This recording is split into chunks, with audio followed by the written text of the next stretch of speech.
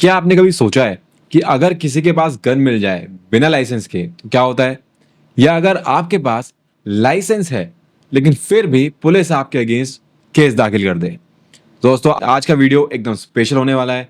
हम बात करने वाले हैं आर्म्स एक्ट के बारे में, वो लॉ जो इंडिया में हथियार रखना, बनाना, बेचना या यूज करने को रेगुलेट करता है। नमस्कार दोस्तों, मेरा नाम है तरुण, आप देख रहे हैं लॉ पोर्टल। चलिए शुरू करते हैं।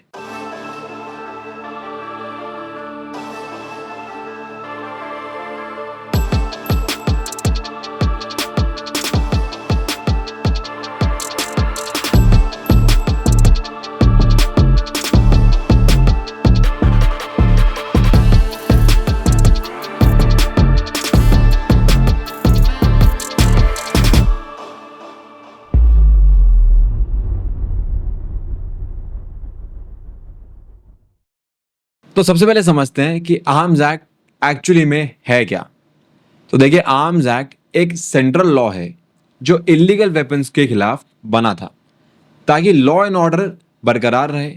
इस लॉ के तहत बिना लाइसेंस के गन रखना, बनाना, बेचना या यूज करना नॉन बेलेबल ऑफेंस होता है। और इसके अंदर अगर आपने आर्म्स एक्ट की कोई वायलेशन करी या कोई ऑफेंस किया तो सजा भी काफी सीरियस है, जो 3 साल से बढ़ के लाइफ तक जा सकती है और कुछ केसेस में तो डेथ भी हो सकती है, डेथ पेनल्टी भी मिल सकती है। तो अब समझते हैं लीगल वेपन रखने पे क्या सजा होती है। तो देखिए, आर्म्स एक्ट जो सेंट्रल लॉ है पूरी इंडिया पे अप्लाई होता है। तो उसके तहत अगर आप बिना लाइसेंस के कट्टा, पिस्टल, रिवॉल्वर या कोई और हथियार रखते हैं तो 3 साल से लेके 7 साल तक की सजा हो सकती है और फाइन तो अलग लगेगा ही। लेकिन ये सब सिर्फ इलीगल आर्म्स रखने पे है। अगर आपने आर्म्स चलाया तो उसके लिए सजा और बढ़ेगी, जो हम आगे वीडियो में बात करेंगे। देखिए, यूजुअली जब भी किसी के ऊपर आर्म्स एक्ट लगती है तो वो बहुत सारे ऑफेंसेस के साथ लगती है, जिसके अंदर सेक्शन 25 आर्म्स एक्ट बहुत ज्यादा लगता है। और सेक्शन 25 ही वो कानून है जिसमें इलीगल वेपन के पोजेशन, ट्रांसफर या उसके इस्तेमाल को कवर किया गया है और उसके वायलेशन में नॉन बेलेबल ऑफेंस होता है। और अगर आपके ऊपर आर्म्स एक्ट कोई केस लग जाए तो क्या आर्म्स एक्ट में बेल मिलती है? तो जी हाँ, बेल मिल सकती है, लेकिन बेल उतनी भी आसानी से नहीं मिलती। बेल तभी मिलती है जब कोर्ट को लगे कि वेपन जेन्युइनली लाइसेंस था या मिसयूज नहीं हुआ है और आपको फॉल्सली इम्प्लीकेट किया है। अब देखिए, यूजुअली आर्म्स एक्ट के केस बनते कैसे हैं। कई बार पुलिस क्या करती है, जब कोई रेड की तैयारी करती है, रेड मारती है, नाकाबंदी या किसी कंप्लेंट के तहत वो किसी को पकड़ती है और उससे इलीगल गन्स या वेपन्स रिकवर होते हैं और तुरंत एफआईआर रजिस्टर की जाती है। तो ऐसे में ये एक सबसे कॉमन तरीका है कोई भी इलीगल हथियार जब्त करने का बाय पुलिस। और जब बात आती है लाइसेंस वेपन की, तो क्या उसके ऊपर भी केस हो सकता है? तो जी हाँ, बिल्कुल हो सकता है। अगर आप लाइसेंस के कंडीशंस को वॉयलेट करेंगे, जैसे कि आपके पास लाइसेंस है लेकिन आपने वो गन किसी और को दे दी, या गन का मिसयूज करना पब्लिक प्लेस में, उसको पब्लिक प्लेस में लेके घूमना, डराना किसी को, तो उस केस में, उस सिचुएशन में भी आपके खिलाफ केस दायर हो सकता है। आर्म्स एक्ट एक ऐसा लॉ है जिसके अंदर पुलिस बिना वारंट के भी आपके घर की, आपकी तलाशी ले सकती है, आपको अरेस्ट कर सकती है अगर उन्हें कोई वायलेशन, कोई ऑफेंस हुआ मिला तो। आर्म ऑफेंसेस की तरह आर्म्स एक्ट में भी अगर कोई अरेस्टेड है तो उसमें चार्जशीट दायर करने का टाइम 60 से 90 दिन का रहता है। लेकिन क्योंकि बहुत रेयर केस में ऐसा होता है कि आर्म्स एक्ट अकेले किसी पे लगती है, क्योंकि वो और ऑफेंसेस के साथ लगती है,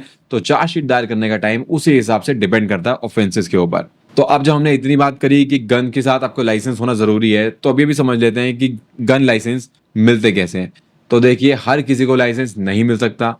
आप जहां से भी वीडियो देख रहे हैं, अगर आपको गन लाइसेंस चाहिए तो आपको अपने एरिया में जो भी आपका डीसीपी, एसपी कंसर्न है लाइसेंसिंग के लेके, वो एक यूजुअली पुलिस की एक अलग वर्टिकल होती है, आप वहां पे जाएं, पूरी जानकारी लें। वो आपको बताएंगे क्या क्या फॉर्म्स लगेंगे, क्या वेरिफिकेशन होगी, और उसके बाद ही अगर आपके लाइसेंसिंग अथॉरिटी को लगता है कि हाँ आपका केस जेन्युइन है तो आपको लाइसेंस मिल जाएगा। स्पेशली अगर आप दिल्ली की बात करें गन लाइसेंस के लिए, तो वहां पे बहुत स्ट्रेट फॉरवर्ड सिस्टम बनाया गया है, जैसे कि आप ऑनलाइन उसके लिए अप्लाई कर सकते हैं। लेकिन कई बार वो ऑनलाइन वाली वेबसाइट चलती ही नहीं है। तो मैं तो कहूंगा कि अगर आपको दिल्ली में भी बनवाना है तो आपके एरिया की जो लाइसेंसिंग अथॉरिटी है, आप प्लीज वहां फिजिकली जाएं, एक बार विजिट करें, उनसे मिले, उनसे सब पूरा प्रोसीजर समझें, उसके बाद आगे बढ़ें। यूजुअली आपको जो आपका जो प्रोसेस होता है लाइसेंस मिलने का, उसमें जब आप रिक्वायर्ड फॉर्म भर देते हैं तो आपके डॉक्यूमेंट की वेरिफिकेशन होती है, पुलिस एक अपनी प्रॉपर वेरिफिकेशन करती है, फिर आपका एक इंटरव्यू ले आता है, आपसे जस्टिफिकेशन पूछी जाती है कि आपको क्यों चाहिए, क्या आपको थ्रेट एक्चुअली में है या नहीं है।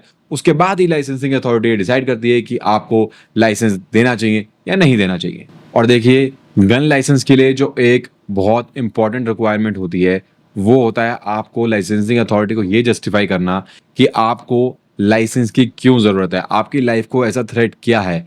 उस थ्रेट के लिए आप अपनी हिस्ट्री दिखा सकते हैं कि आपकी जो हिस्ट्री ऑफ थ्रेट्स है, आपने इसके रिगार्डिंग कुछ कंप्लेंट्स की है, कुछ एफआईआर कराई है आप, या फिर आपको एक प्रोमिनेंट पर्सनैलिटी है, आपको लेके सिक्योरिटी कंसर्न है।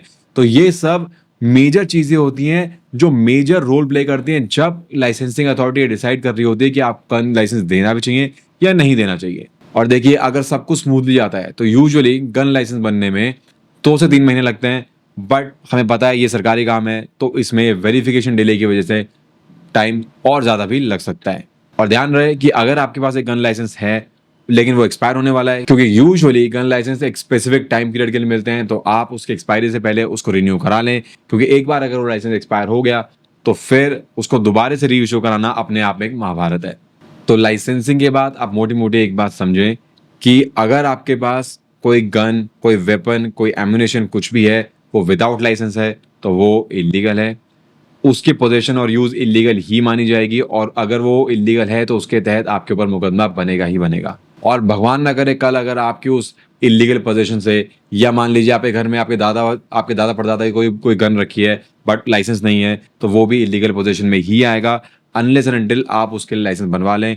और कल अगर आपके इस वेपन से किसी को कोई इंजरी या डेथ हो जाती है तो आप उस केस में अरेस्ट हो सकते हैं और आपको सजा भी हो सकती है। तो देखिए, अगर कभी भी आर्म्स एक्ट के आप किसी भी केस में फंसते हैं तो आपका सबसे पहला काम होना चाहिए कि आप किसी अच्छे क्रिमिनल लॉयर को अप्रोच करें, उससे बात करें, अपने ऑप्शंस को एक्सप्लोर करें, क्योंकि ऐसे केसेस में टाइम बहुत बड़ा रोल प्ले करता है।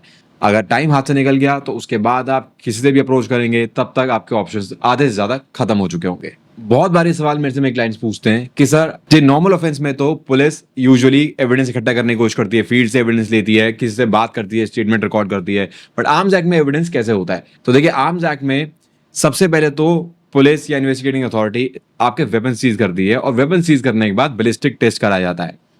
बैलिस्टिक टेस्ट से एक बैलिस्टिक रिपोर्ट निकल के आती है जिससे पता लगता है कि जो जो ऑफेंस में वेपन यूज हुआ है क्या वो आप ही गन का है या वो किसी और गन से मैच हो रहा है।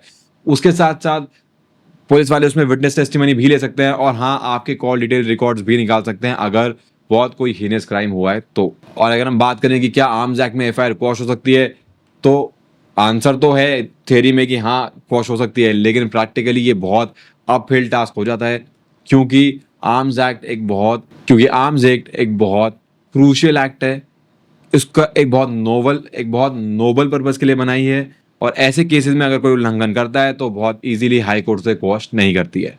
लेकिन अगर आप हाई कोर्ट को ये प्रूव कर सकते हैं कि आपकी इन्वॉल्वमेंट फॉल्स है तो डेफिनेटली हाई कोर्ट आपकी मदद जरूर करेगा। यूजुअली आर्म्स एक्ट क्योंकि दूसरे ऑफेंसेस के साथ पिक्चर में लाता है, तो उसके साथ आईपीसी जो अब बीएनएस हो चुका है, उसके जो मेजर ऑफेंस लगते हैं, जो हर टाइम नहीं बट मेजरली हमने देखा है जो ऑफेंस लगते हैं, वो होता है मर्डर का, attempt to murder, rioting, criminal conspiracy, so on and so forth. और कई बार आर्म्स एक्ट यूएपीए के साथ भी लग सकता है, तो ध्यान रहे यूएपीए का तो आप कभी उल्लंघन ना करें, वो एक एंटी टेरर लॉ है, उसको तो आप पूरा फॉलो करें। और अगर कोई आपको उल्लंघन करता मिल भी जाए तो आप प्लीज अथॉरिटीज को जरूर रिपोर्ट करें। और कई बार आर्म्स एक्ट नारकोटिक्स के केसेस के साथ भी लग जाता है, यानी कि अगर आप किसी ड्रग डीलिंग में का शिकार हो गए हैं या आप फॉल्सली इम्प्लीकेट भी किए गए हैं just because of your gun, और आपकी पोजीशन से कोई ड्रग रिकवरी हो जाती है, नारकोटिक रिकवरी हो जाती है, तो ऐसे केसेस में आपके साथ आर्म्स एक्ट के साथ साथ नारकोटिक्स के प्रोविजंस भी लग जाएंगे। और अगर आपके साथ कोई और भी फंसा है कंस्पिरेसी में जो नारकोटिक्स में, जो पुलिस के हिसाब से नारकोटिक्स में डील करता है और वहीं से पैसा कमाता है, तो आपके पीछे एनफोर्समेंट डायरेक्टरेट यानी ईडी भी पड़ सकती है to investigate the charges of money laundering. तो गन से, वेपन से, किसी भी तरह की एम्यूनिशन से जितना हो सके दूर रहें, और अगर आपको जेन्युइनली कोई नीड है तो आप टाइम रहते हुए अपनी अथॉरिटीज को इन्फॉर्म करके अपने लिए लाइसेंस ले लें। अब बात आती है कि क्या एयर गन रखना भी इलीगल होता है इंडिया में? तो देखिए, एयर गन रखना इलीगल नहीं है, लेकिन जब तक वो एक लो पावर एयर गन है। लेकिन अगर एयर गन एक हाई कैलिबर है तो वहां एक लाइसेंस की रिक्वायरमेंट आ सकती है। तो मेक श्योर अगर आप ऐसी कोई सिचुएशन फेस कर रहे हैं तो अपने लाइसेंसिंग अथॉरिटी में वो गन दिखाएं और उनसे पूरी जानकारी लें। अब एक और सिचुएशन आती है कि कोई आपको गन दिखा के धमकी दे रहा है, अब आपको नहीं पता कि उसके पास लाइसेंस है या नहीं, तो ऐसे केस में क्या आपको पुलिस कंप्लेंट करनी चाहिए? तो सबसे पहले आपको पुलिस कंप्लेंट ही करनी चाहिए, क्योंकि ऐसे केसेस क्रिमिनल इंटिमिडेशन के तहत रजिस्टर होते हैं और उस पर पुलिस बहुत फास्ट एक्ट भी करेगी। फिर कई लोग मुझसे पूछते हैं कि क्या टॉय गन रखना भी इलीगल होता है?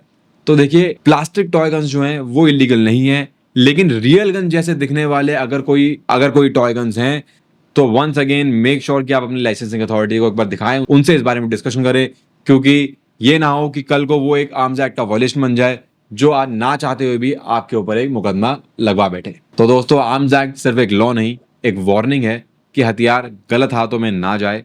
अगर आप या कोई जानने वाला इसमें फंस गया हो तो तुरंत एक अच्छे लॉयर से सलाह लें। वीडियो पसंद आया हो तो लाइक करें, कमेंट करें और लीगल अवेयरनेस के लिए चैनल को सब्सक्राइब जरूर करें। मैं मिलूंगा आपसे नेक्स्ट वीडियो में। Till then take care, bye bye.